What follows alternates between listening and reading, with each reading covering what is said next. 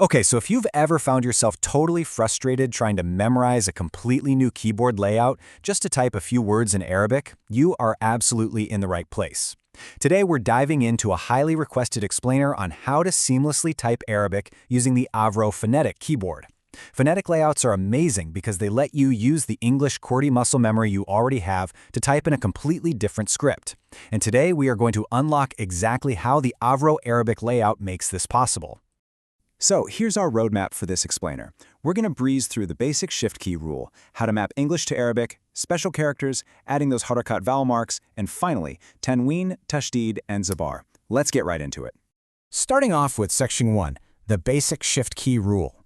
Now, everything we're about to cover builds on this one single fundamental rule. The source text gives us this golden directive. To access the alternate and often heavier or more emphatic Arabic letters, you've got to use the shift key to type a capital English letter.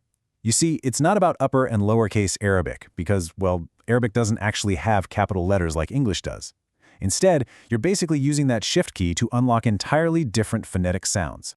And this example perfectly illustrates why this rule exists. If you just tap the lowercase h on your keyboard, you get that standard breathy Arabic ha. But hold down Shift, hit an uppercase H, and boom! The layout intuitively gives you the deeper, sharper, much more guttural ha sound. It just makes total phonetic sense, right? You don't have to hunt and peck around a strange keyboard, you literally just use a heavier keystroke for heavier sound. All right, let's jump into section 2, mapping English to Arabic. So now that we've got that golden shift key rule down, let's actually break down this keyboard map into some bite-sized chunks. Looking at this first set from A to F, just notice how incredibly phonetic this is. A lowercase a gives you aleph and B gives you ba. But, watch out for a few little special cases. Because English doesn't have an exact match for every Arabic letter, the layout gets a bit creative. Take C, for instance. It maps to the tha sound, and shifting to an uppercase C gets you the emphatic sod. It might take just a second to commit that specific jump to memory, but honestly, it keeps all your main consonant sounds right there at your fingertips. Moving right along through G to M, the logic holds super steady. Let's look at the K and J keys for a second.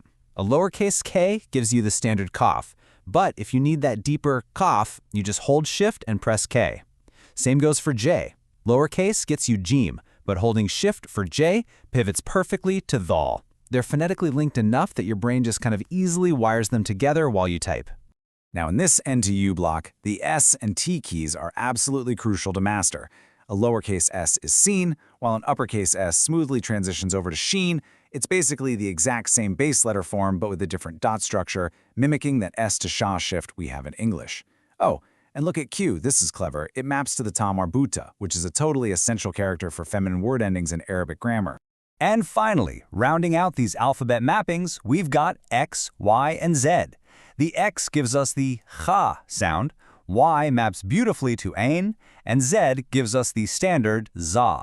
But if you hold Shift for Z, you get the much heavier, emphatic da sound. So really, the main takeaway here is that phonetic logic completely dictates this entire layout. Just look at the contrast between the soft frontal t, the letter T, and the emphatic deep uppercase T, which maps to the heavier ta. Whoever designed this layout clearly thought hard about how an English speaker's brain actually categorizes sounds, and they just built the Arabic equivalents directly on top of that foundation. Pretty smart. Okay, moving on to section 3, special characters and words. Because sometimes phonetic layouts aren't just about single letters, right? They're about frequently used whole words. In this Avru Arabic layout, simply pressing the lowercase w key will instantly output the complete word for Allah, complete with the proper ligatures. You literally don't need to type aleph, lam, ha. It's just one keystroke.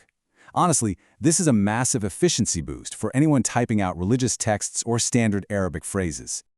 So by mastering those shift key mappings we just walked through, you have successfully unlocked the entire Arabic alphabet, exactly as it's listed in our source guide. You can type every single consonant required in the Arabic language without ever having to leave the comfortable, familiar territory of your regular QWERTY keyboard. Which brings us to section 4, adding harakat vowel marks. Because, let's be real, typing consonants is really only half the battle. To type proper Quranic text or just precise grammatical structures, you absolutely need vowels. And the layout handles this beautifully without cluttering up your letter keys. It's a super simple, logical, two-step action. First, you type your base letter, say B for ba.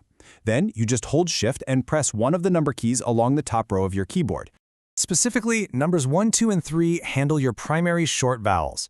Typing Shift plus 1 gives you the za bar, placing a short a sound right above the letter. Shift plus 2 applies the zir below the letter for that sound. And Shift plus 3 adds the pesh, that little curl on top, giving you the short oo sound. Literally as easy as 1, 2, 3. And finally, Section 5, Tanween, Tashdid, and Zabar. Now we're at the final layer of mastering this layout, those slightly more complex diacritics. These are the marks that really make your written Arabic grammatically precise. We're talking about tanween. For those who might not know, tanween refers to the double zabar, double zir, or double pesh. You usually find these at the ends of Arabic words to denote specific grammatical states, basically adding an N sound to the vowel, like an, in, or un. And keeping with the exact same numerical sequence we used for the short vowels, you just keep moving right down that number row to 4, 5, and 6. Shift plus 4 gets you the double zabar, Shift 5 generates the double zir, and Shift 6 effortlessly tacks that double pesh directly onto your preceding letter. The fact that it's a logical continuation just makes it incredibly easy to memorize. Lastly, the source documentation reveals that the Shift 7 combination handles your emphasis and elongation marks. It manages both the tashdid, that little W shape that doubles a consonant sound, as well as the kata zabar, which is the standing vowel mark for a prolonged ah sound. Once you've added number 7 to your arsenal, your phonetic toolkit is 100% complete. Well, you made it. You now have the complete blueprint to type flawless, fully vocalized Arabic using the standard QWERTY keyboard that is sitting right in front of you. By understanding those phonetic connections, the power of the Shift key, and that simple numerical sequence for vowels, there is seriously no text you can't tackle. So fire up a blank document, get your hands on the keys, and now that you've totally bypassed the barrier of a clunky foreign keyboard map, what message are you going to bring to the world first? Thanks so much for tuning into this explainer, and happy typing!